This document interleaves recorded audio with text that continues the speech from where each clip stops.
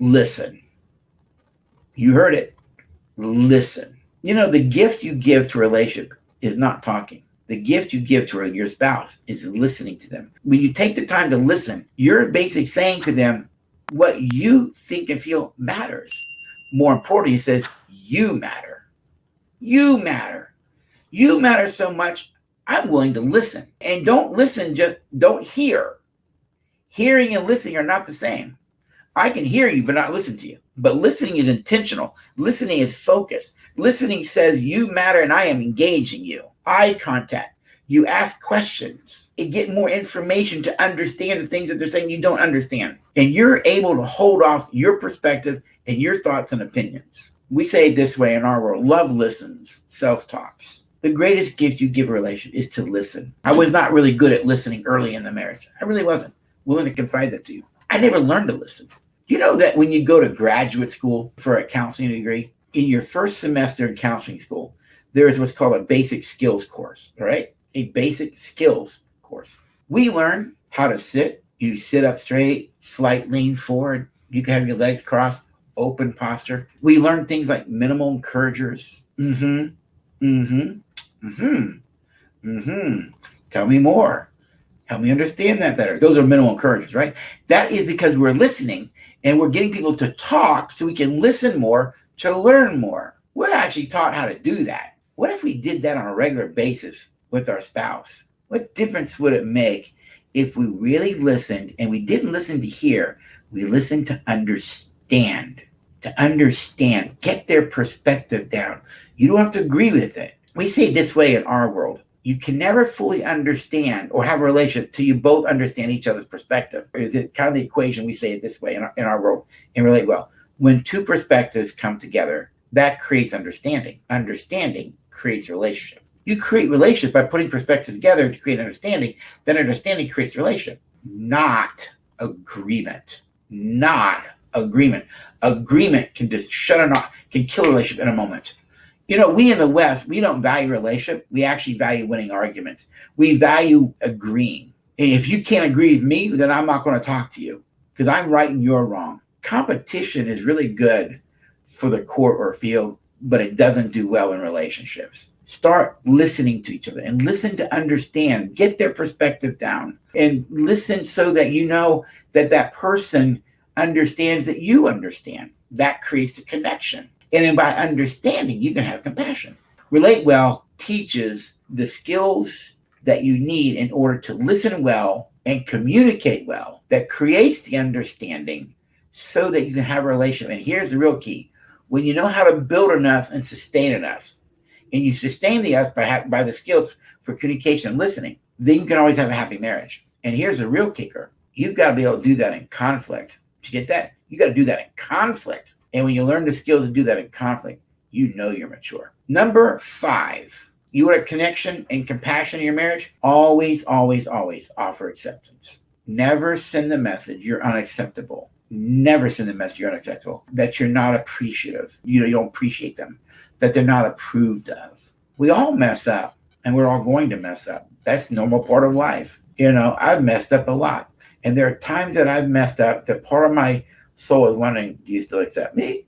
Am I okay still? Are you going to reject me? Are you going to abandon me? Or are you going to shut me out? Offer acceptance. By offering you acceptance, does that mean I have to put up with your unhealthy behavior? No, it doesn't. It means no matter what, I'll accept you, but these things that you keep doing need to change. We got to fix those things, got it? See, what you're doing here, you got to fix that and change that. I'm not going to throw the relationship away, but you're going to fix those things and change those things. And if you're not willing to fix those things and change those things, we're going to have an issue. And if you solve the issue, if you're not willing to solve the issue, then you put people in a position to start having questions in their head they really don't want to have. A lot of times when you keep sending the message, you're unacceptable, then that person in a place where they have to go, well, then should I stay here? Should I be with you? We create conversations with people by the way we treat them on a regular basis. Offer acceptance.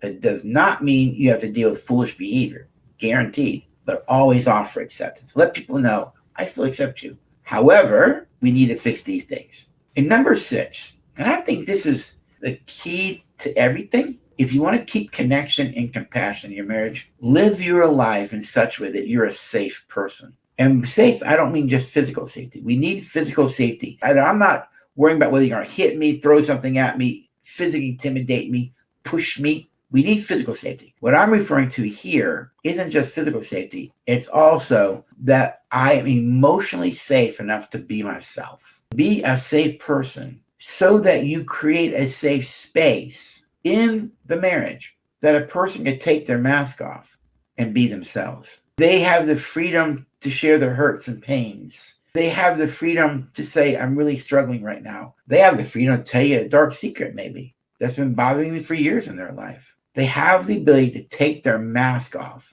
They don't feel like they have to wear a mask around you. The real depth of intimacy is being known. Seinfeld, if you watch him, he always said yada, yada, yada. You hear people do that a lot. That's actually a Hebrew word, yada. The Hebrew word gets translated into the English word as intimacy. But the Hebrew word yada means to know deeply. If you don't want to know me, which means I've got to be myself for you to know me, and I will not become that vulnerable if you are not a safe person. But if you don't want to know me, if you don't want to know my hurts, my pains, my struggles, and this is something that Lori Gordon, my mentor, used to say in her trainings, and it used to irk me because it suggested divorce. And I'm an anti-divorce guy. But you want to know what I come to realize? It's a fair question. Here's what she would say. If you don't want to know your partner, then why are you together? Man, I hated that statement. But you want to know something? In my maturity, I've come to realize that's a fair statement. If you don't want to know me, why are we together? Because intimacy requires you wanting to know your partner. And if you come home and your spouse is hurting or struggling, and they want to share something with you, and you say, no, I'm watching the game, I'm doing this, I'm out doing, and you keep sending a message, I don't want to know you. When they quit telling you who they are and quit opening up to you, don't complain. Why? You convince them you don't want to know them, and you will not. Same time, though, you don't have a connection, and you've lost compassion. Compassion says, I do want to know you. I want to understand. I do care. And that creates a connection, an intimacy, love.